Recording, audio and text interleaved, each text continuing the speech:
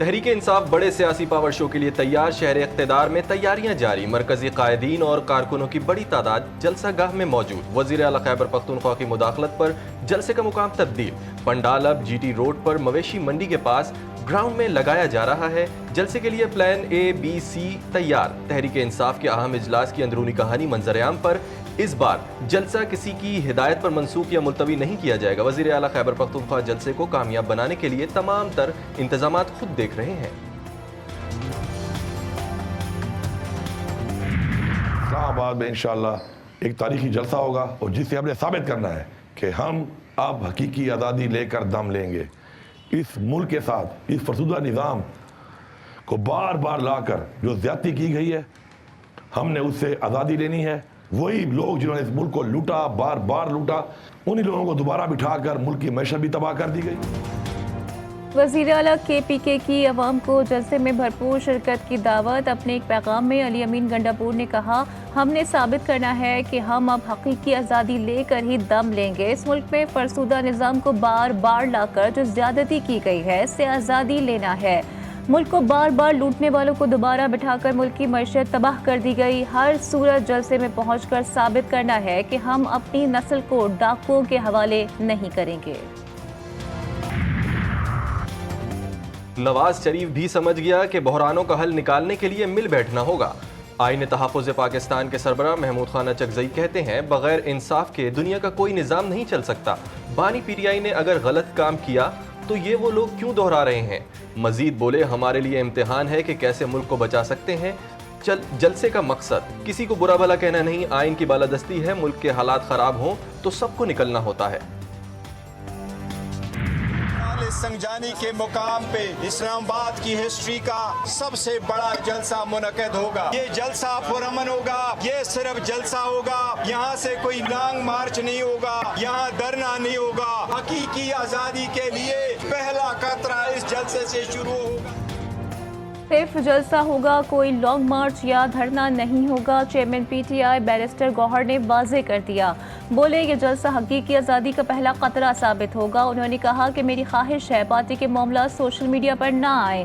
اسد قیصر بولے، ملک کو غاصبوں سے نجات دلانے کے لیے سب کو نکلنا ہوگا۔ یہ قانون سازی کر رہے ہیں یا من مانی کر رہے ہیں؟ مسلم لیگ نون کے رہنما طلال چودھری کہتے ہیں، پی ٹی آئی ایک نہیں 100 جلسے کرے لیکن دوبارہ 9 مئی نہیں ہونے دیں گے۔ پی ٹی آئی کو جلسہ کرنا ہے تو آئین اور قانون کے دائرے میں رہ کر کرے۔ جلسوں سے آئی ایم ایف کا معاہدہ رکے گا نہ معیشت کو دھچکا لگے گا۔ جلسے کا واحد مقصد ہے، عظما بخاری بولی، دھرنا پارٹی اب فتنہ پارٹی میں تبدیل ہو چکی ہے۔ ان کے پاس جلسے کے لیے فنڈز ہیں، بندے اور ہیں نہ ہی سہولت کاری۔ اڈیالہ جیل کے قیدی کا ایجنڈا ملک کو بڑے حادثے سے دوچار کرنا ہے۔ صدر مملکت آصف علی زرداری نے وفاق کی دارالحکومت میں جلسے جلوس کو ریگولیٹ کرنے سے متعلق بل پر دستخط کر دیے۔ بل قانون بن گیا، فوری نافذ العمل ہوگا۔ قومی اسمبلی سیکریٹریٹ نے گزٹ نوٹیفیکیشن کے لیے کاپی بھجوا دی۔ قانون کو پرامن اجتماع اور امن و امان کا نام دیا گیا ہے۔ پی ٹی آئی کو جلسے کی مشروط اجازت، خلاف ورزی پر جلسہ جلوس کے نئے قانون کا اطلاق ہوگا۔ ڈپٹی کمشنر اسلام آباد کا کہنا ہے کہ قانون کی خلاف ورزی ہوئی تو جلسے کا اجازت نامہ منسوخ کر دیا جائے گا۔ سزا کا اطلاق بھی ہوگا۔ روٹ کی خلاف ورزی پر بھی ایکشن لیا جائے گا۔ جلسے میں کوئی پاکستان مخالف نعرہ نہیں لگے گا۔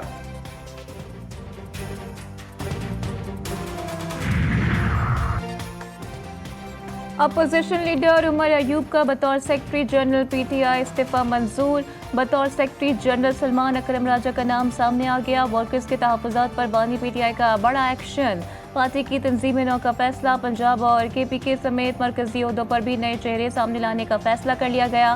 عمر ایوب نے خود سوشل میڈیا پر استعفیٰ منظور ہونے کی تصدیق کی۔ عمر ایوب نے کہا کہ انہوں نے اپوزیشن لیڈر سینٹ کو بانی پی ٹی آئی سے ملاقات میں ان کا استعفیٰ منظور کرنے کا کہا۔ اسلام آباد جلسے کے بعد مرکزی ترجمان رؤف حسن کا استعفیٰ بھی سامنے آنے کا امکان۔ پارٹی کے مرکزی ترجمان کے لیے شیخ وقاص اکرم موسٹ فیورٹ امیدوار ہیں۔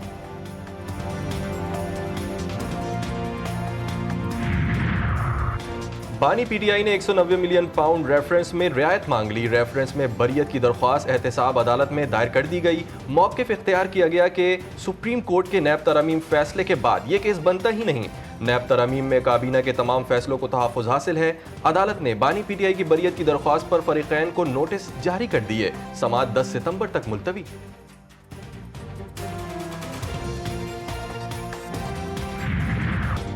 اسرائیلی اخبار نے پاک اسرائیل تعلقات قائم کرنے کے لیے بانی پی ٹی آئی کو موزوں ترین شخصیت قرار دے دیا. اخبار نے لکھا یقینی بنایا جائے کہ بانی پی ٹی آئی آزاد ہوں اور پاکستانی سیاست میں حصہ لیں. بانی پی ٹی آئی کی گولڈ اسمتھ فیملی سے رشتہ داری ایک حقیقت ہے. اسرائیلی اخبار نے دعویٰ کیا ہے کہ بانی پی ٹی آئی نے گولڈ اسمتھ فیملی کے ذریعے اسرائیلی حکام کو پیغامات بھیجے. پیغامات میں پاک اسرائیل تعلقات کو معمول پر لانے کا اشارہ دیا گیا. نائب وزیر اعظم نے قومی ایئر لائن کو درست کرنے کی نوید سنا دی. لنڈن میں برطانوی نائب وزیر اعظم کے ہمراہ پریس کانفرنس میں اسحاق ڈار بولے. اوورسیز پاکستانیوں کی سہولتوں کے لیے اقدامات کیے جا رہے ہیں. برطانیہ سے پی آئی اے پروازوں کی بحالی کے حوالے سے گفتگو ہوئی. پروازوں کی بحالی کے لیے تمام تر اقدامات کیے جا رہے ہیں. برطانیہ کے ساتھ پاکستان کے تعلقات اہمیت کے حامل ہیں. ملک بھر میں یوم فضائیہ یوم شہداء کے طور پر منایا گیا. ایئر ہیڈ کوارٹر اسلام آباد میں یوم شہداء کی مرکزی تقریب. سربراہ پاک فضائیہ air chief marshal Zaheer Ahmed کی شرکت. خطاب میں کہا پاک فضائیہ کی جرأت، بہادری اور پیشہ ورانہ مہارت کی قابل فخر تاریخ ہے. پاک فضائیہ کے جوانوں کی قربانیاں آنے والی نسلوں کے لیے ایک مثال ہے. پاکستان کی خود مختاری یقینی بنانے کے لیے دفاعی صلاحیت کے لیے کوششیں جاری رکھیں گے. ایئر چیف کی یادگار شہداء پر حاضری پھول چڑھایا، فاتح خوانی کی. آزاد کشمیر کی تاریخ کا سب سے بڑا سرچ اینڈ ریسکیو آپریشن کامیاب. 9 برس قبل وادی نیلم کی بلند ترین چوٹی سروالی کو سر کرنے کی کوشش کے دوران لاپتہ ہونے والے 3 کوہ پیماؤں کی لاشیں مل گئیں. عمران جنیدی، عثمان خالد اور خرم شہزاد 2015 میں سروالی پیک کے لیے نکلے تھے. ٹھول میں شوہر نے غیرت کے نام پر بیوی کو بے دردی سے قتل کر دیا. ملزم نثار کھوسا نے جمیلہ پر پیر در پہ ڈنڈوں کے وار کی اور فرار ہو گیا. پولیس نے ملزم کی تلاش شروع کر دی. کراچی کے علاقے جوہر آباد میں مبینہ پولیس مقابلے میں 2 ڈاکو زخمی حالت میں گرفتار. ایس ایس پی سینٹرل کے مطابق ڈاکوؤں کو اسپتال منتقل کیا گیا، تاہم دوران علاج ہلاک ہو گئے.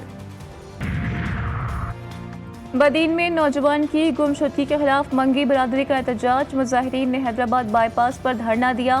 مظاہرین کو منتشر کرنے کے لیے پولیس کا لاٹھی چارج اور ہوائی فائرنگ. مشتعل مظاہرین کا پتھروں اور ڈنڈوں سے پولیس پر حملہ، 5 اہلکار زخمی. غزہ میں صہیونی درندگی سے مزید 32 فلسطینی شہید. جوالیہ میں اسکول پر حملے میں 13 فلسطینی جان سے گئے. صہیونی بمباری سے نصیرات میں 8، بریج میں 2 اور غزہ سٹی میں 1 فلسطینی بچی شہید. شہداء کی مجموعی تعداد 40,939 ہو گئی. نوپلس میں آباد کاری کے خلاف شدید احتجاج. اگر غزہ میں جنگ بندی ہوتی ہے تو سعودی عرب صدر بائیڈن کی جانب سے پہلے اسرائیل کو تسلیم کر لے گا. امریکی وزیر خارجہ اینتھنی بلنکن کا بڑا دعویٰ. کہتے ہیں وہ پر امید ہیں کہ سعودی عرب اور اسرائیل کے درمیان معاملات جنوری سے پہلے حل ہو جائیں گے. ابھی یہ نہیں بتا سکتا کہ یہ کیسے ہوگا، لیکن ایسا ہوگا. اسرائیل کے خلاف برطانیہ میں بڑا مظاہرہ. ہزاروں افراد کا فلسطینیوں سے اظہار یکجہتی. مظاہرین نے فلسطینی پرچم اٹھا رکھے تھے. غزہ پر اسرائیلی حملے بند کرنے کا مطالبہ. سویڈن کے دارالحکومت اسٹاک ہوم میں بھی احتجاج. غزہ میں اسرائیلی جنگی جرائم کو رکوانے کا مطالبہ. امریکی میڈیا نے دعویٰ کیا ہے کہ ایران نے روس کو بیلسٹک میزائل فراہم کر دیے ہیں. مختصر فاصلے پر مار کرنے والے میزائل یوکرین کے خلاف جنگ میں استعمال کرنے کے لیے فراہم کیے گئے ہیں. کپتانوں کا فیصلہ کوچ اور سلیکٹرز کے support. Chairman P C B Mohsin Naqvi کہتے ہیں 22 ستمبر کے اجلاس میں کپتانوں سے متعلق فیصلے ہوں گے. ٹیم اچھا نہ کھیلے، غلطی سلیکشن کی ہو یا کوچ کی، سب کچھ مجھ پر آتا ہے. پاکستان انگلینڈ سیریز کے ٹیسٹ پر 2 ٹوک الفاظ میں کہا کہ یہ ٹیسٹ سیریز پاکستان میں ہی ہوگی. اور پیرالمپکس میں چینی ایتھلیٹس کا راج. 83 طلائی تمغوں کے ساتھ سب سے آگے. برطانیہ 42 سونے کے تمغوں کے ساتھ دوسرے نمبر پر براجمان. امریکہ 31 سونے کے تمغوں کے ساتھ تیسرے نمبر پر. حیدر علی نے بھی ڈسکس تھرو مقابلوں میں پاکستان کو کانسی کا تمغہ جتوایا.